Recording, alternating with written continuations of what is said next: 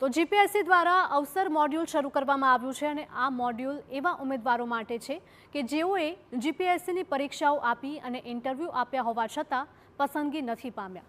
આપને કહી દઈએ કે 1 જુલાઈ 2026 સુધીમાં 400 પરીક્ષાના અંતિમ પરિણામ જાહેર થયા છે કે જેમાંથી લગભગ 18,000 ઉમેદવાર પસંદગી પામી શક્યા નથી.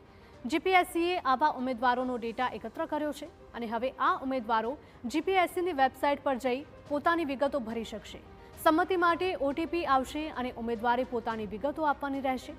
જીપીએસસી આ ડેટા ગુજરાત સરકારની વિવિધ સંસ્થાઓ તેમજ ખાનગી મોટી કંપનીઓને ઉપલબ્ધ કરાવશે, જેથી આ ઉમેદવારોને રોજગારના નવા અવસર મળી શકે.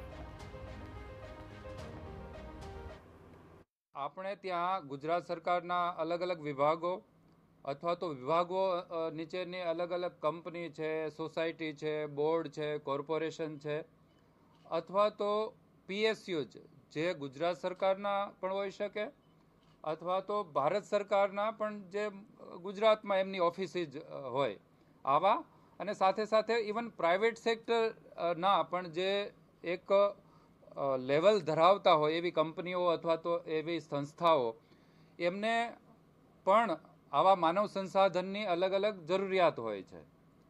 તો એક બાજુ આ લોકોને માનવ સંસાધનની જરૂર છે અને એક બાજુ જીપીએસસી પાસે આખરી સિલેક્શન થઈ ગયા પછી જે સિલેક્ટ નથી થયા પણ એક લેવલ છે જેમનું, એવા ઉમેદવારો ઉપલબ્ધ છે.